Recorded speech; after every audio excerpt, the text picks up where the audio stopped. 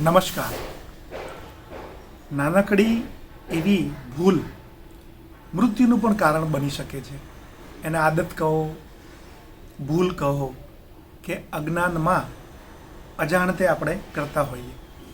સવારે મળ વિસર્જન માટે કે લેટ્રિનમાં જ્યારે લોકો બેઠા હોય ત્યારે ઘણા લોકો વધારે પડતું જોર કરતા હોય છે અને એ વધારે પડતું જોર કરવાના ચક્કરમાં એનું પ્રેશર હૃદય ઉપર, આંખ ઉપર અને મગજ સુધી પહોંચી જતું હોય છે. હવે આ પ્રેશર હૃદય પર આવે તો શું થાય? આપણી જે ખોરાકની નળી એટલે કે ફૂડ પાઇપ છે એ હૃદયની પાછળથી જાય છે. આ પ્રેશર હૃદય પર આવે તો એનાથી એટેક આવે અને હૃદય બંધ પણ થઈ શકે છે. આ જ પ્રેશર આંખ ઉપર આવે તો શું થાય? આંખની ઉપરના આ પ્રેશરથી આંખના મસલ્સ ખેંચાય અને આંખનું જે ઇન્ટ્રાઓક્યુલર પ્રેશર છે એ આનાથી ડિસ્ટર્બ થઈ શકે, આંખ બગડી શકે. અને બ્રેઇન પર આવે તો કંઈ પણ નુકસાન થઈ શકે. હવે આ આખી જે પ્રોસેસ છે જેને આપણે કબજિયાત કહીએ છીએ કે સવારે પેટ ખાલી થવાની જે આપણી આદત છે એ કંઈ સવારમાં જ થોડી પતે.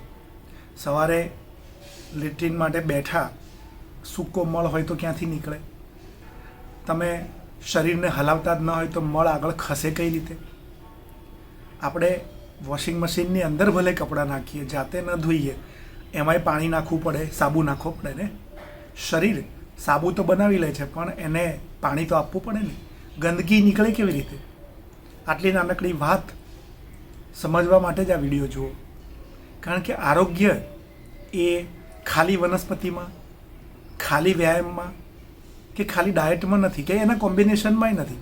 તમારે તમારી જે રોજની વસ્તુઓ છે જેને ઇન્ટ્રોસ્પેક્શન કે અંતર્નિરીક્ષણ કહીએ એ પણ કરવું પડે. એમાં હું પણ આવી ગયો. હવે આપણે જ્યારે ડાઇનિંગ ટેબલ ઉપર 3-4 મિનિટ જ લગાડીએ અને એટલા જ સમયમાં ભોજન પૂરું કરી દઈએ તો સવારે મળ વિસર્જન માટે લેટ્રિનમાં વધારે બેસી રહેવું પડશે. જો નિરાતે જમ્યા 12-15 મિનિટ લગાડીને તો સવારે એટલો સમય નહીં થાય. આનું કારણ શું? આપણે જ્યારે નિરાતે ચાવીને જમીએ ત્યારે મોંની અંદરની જે લાળ ગ્રંથિઓ, સલાઇવરી ગ્લાન્ડ્સ છે એ ખોરાકને પોચો અને પચવાલાયક બનાવે છે. કારણ કે પેટમાં તો દાંત છે નહીં.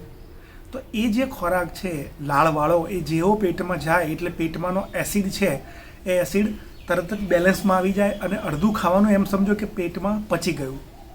એટલે 50% ફાયદો તમને મોઢામાં મળી ગયો. હવે આ જે ખોરાક છે એ સોફ્ટ રહેશે એટલે મળ વધારે પડતો સૂકો નહીં થઈ જાય. હવે તમે દિવસ દરમિયાન પાણી બરોબર પીવો છો તો એ પાણી વધારે કે જરૂર કરતાં થોડું વધારે પીવાની આદતને કારણે પણ મળની અંદર તરલતા જળવાઈ રહે છે. અને ત્રીજા નંબરે મૂવમેન્ટ. આપણી જે રોજની ક્રિયાઓ છે, આપણે જમ્યા પછી થોડું ચાલ્યા કે રાત્રે સૂતા પહેલાં થોડું ચાલ્યા કે ઓફિસમાં ટેબલ પર કલાકો બેસી રહેતા હોઈએ તો વચ્ચે ઊભા થઈને ટુકડે ટુકડે પાણી પીવા ગયા કે ઊભા જે કામ સંભવ છે એ કર્યું કે ફોન આવ્યો અને ચાલતા ચાલતા વાત કરી. આ બધામાંથી ટુકડે ટુકડે તમે થોડું જે ચાલો છો એ ચાલવાને કારણે આંતરડાની movement, that is called peristalsis movement, એ થોડી બદલાય છે. એટલે ફૂડ આગળ ખસે છે સરળ રીતે. આટલી નાનકડી વાત માટે રોજ તમારે લડવું પડશે તમારી જાત સાથે. અને સૌથી મહત્ત્વની વાત, સવારે લાખો લોકો દેશમાં એવા છે, કેટલાક કરોડ લોકો કે જેમનું સ્નાન અને પૂજા આની સાથે જ જોડાયેલી છે. એટલે સવારે ગરમ પાણી, ચા અને આંટા મારવાના એ પતે એટલે મહાયજ્ઞ અડધો પત્યો અને પછી પૂજાનો યજ્ઞ શરૂ થાય. તો આની તૈયારી ખાલી સવારે જ શું કરવાની? રાત્રે જમીને તરત સૂઈ જાઓ તો પાચન ક્યાંથી થાય?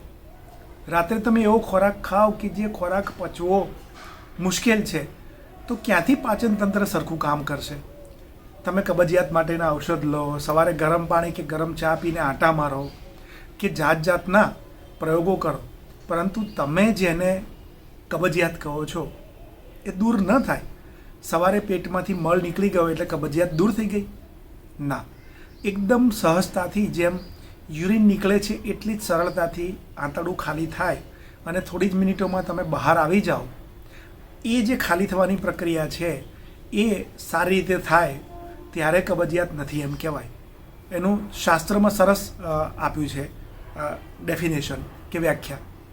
ઝાડ પરથી પાકું ફળ જેમ નીચે પડે છે એ રીતે મળ નીકળી જાય ત્યારે કબજિયાત નથી એમ કહેવાય.